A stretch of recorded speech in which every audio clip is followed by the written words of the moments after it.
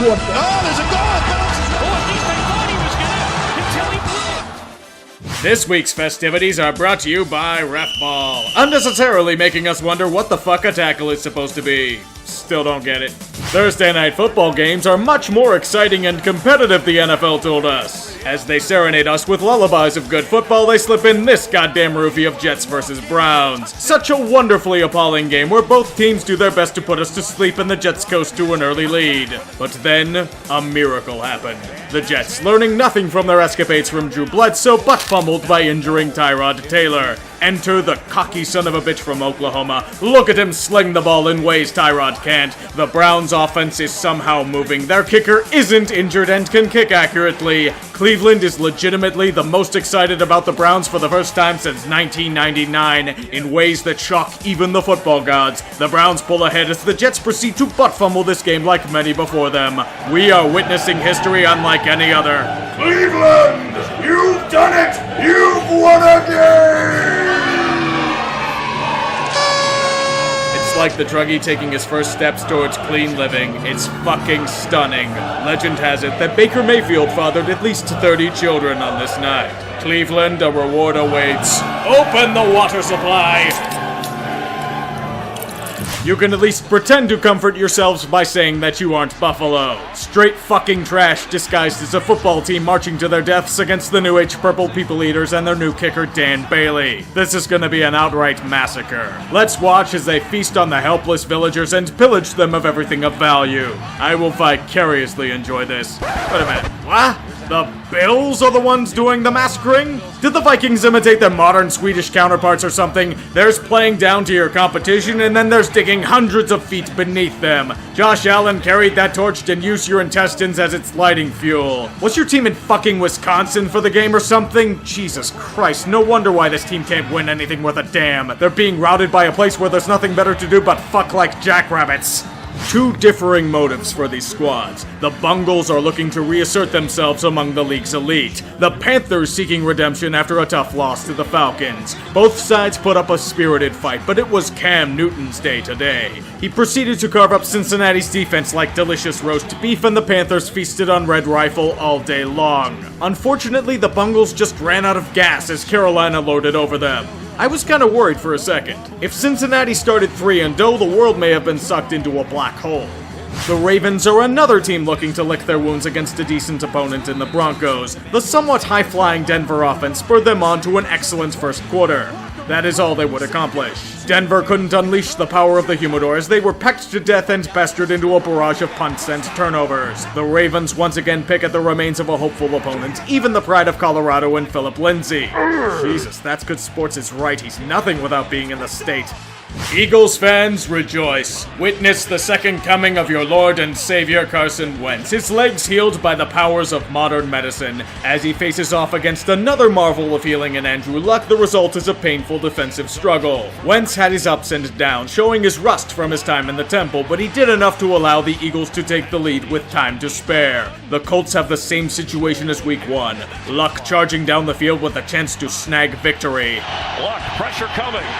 And he gets out of it, and he stumbles, and he's sacked at the 20. Little did we know that the Colts still have no line. General Luck is foiled yet again. Better luck next time, Andrew. The battle of the 0-2s leads to roughly 30 other teams looking at better games, but I implore you to gaze at its near irrelevance. Houston once again proves that they sold whatever worth they had for a World Series title by being bested by the Derp. A headless horseman comes for your children in the secondary. His name is Eli Manning. Unfortunately for the Texans, the offensive attack didn't bother to show up to this one until the fourth quarter. Even against the Giants, it's too little too late. Hot seat, Bill O'Brien is on the fucking spit roast. The Church of Garoppolo. Ha! The Chiefs scoff at this false god as they welcome the glorious cult of Mahomes. The omnipotent offense he leads are breaking records and defenses at lightning speed. It doesn't matter the opponent. Kansas City will rule overall. Hopefully for longer than 5 weeks this year. It also doesn't help that the Chiefs' secondary is still pretty damn bad as Jimmy Garoppolo is using his magic to bring San Fran back from the... There is no God, for we have killed him. Forgive them. They know not what they do. It's story time, children. The team that couldn't get out of their own damn way. by the Green Bay Packers. This story begins with the Packers defense turning into the NFC's trusty turnstile by falling victim to the ghosts of Christmas past in Adrian Peterson and Alex Smith. The Redskins went out to a comfy lead, but then their offense stalled out. It was time for Aaron Rodgers to work his bullshit once again. A fourth down in Washington territory, undone by a receiver being unable to catch. The Packers were almost back to the offense, but then Clay Matthews becomes a victim of ref ball and a third roughing the passer penalty in 3 weeks. Yes, this roughing the passer. Apparently you can't put body weight on a QB anymore because reasons. Look ho, as Aaron Rodgers throws deep, and the receiver develops hands of stone. Despite failure from the Skins, the Packers chose to fail harder with another punt. Last chance time now for the Pack Arena. And the receiving core of stone hands coughs up the ball yet again and forces a turnover. The Packers beat themselves. Mike McCarthy does not look like a genius. A chance at gaining ground in the NFC North is lost. Quarterbacking talent is once again wasted. The end.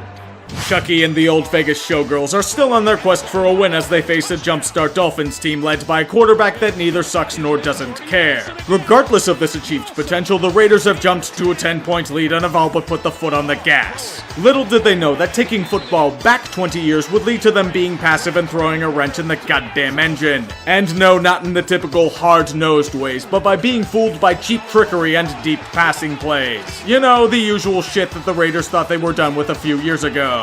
The Dolphins ride the wave to a 3-0 start. The Dolphins? I mean, I know they've had a relatively easy schedule, but I'd figure they'd bubble screen themselves to death by now.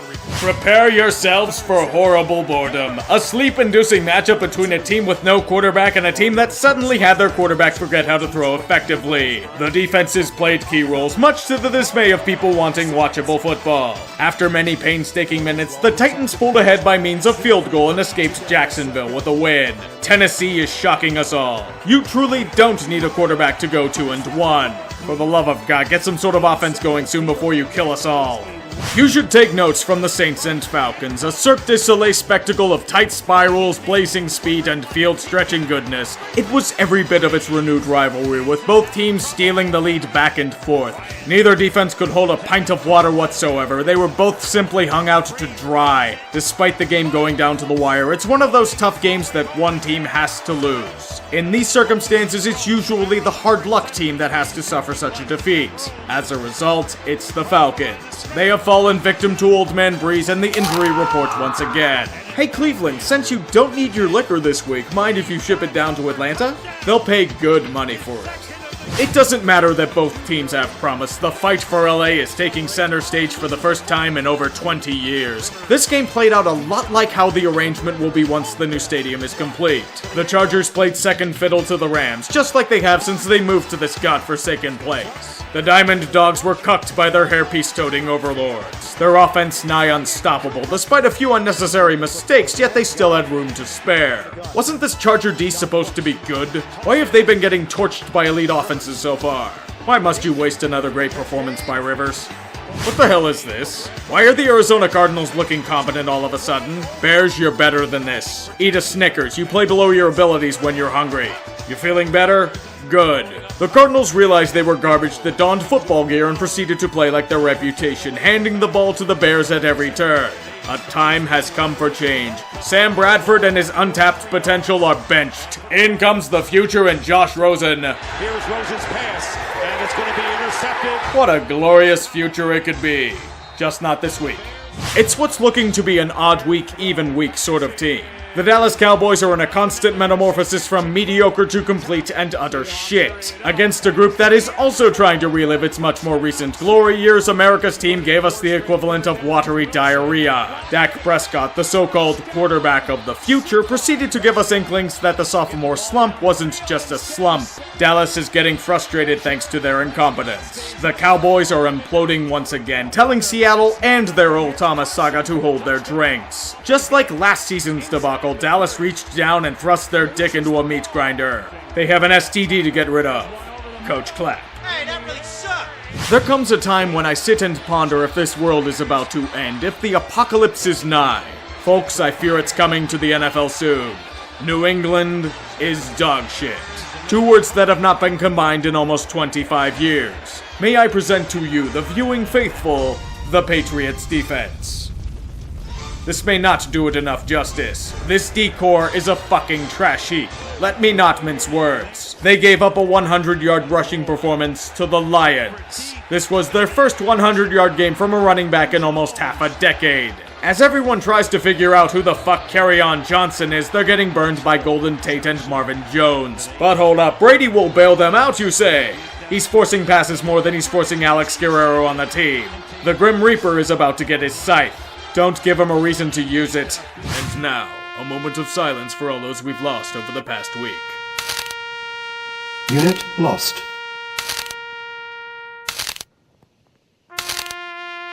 Unit lost. Unit lost. Unit lost. Unit lost. Unit lost. Unit lost.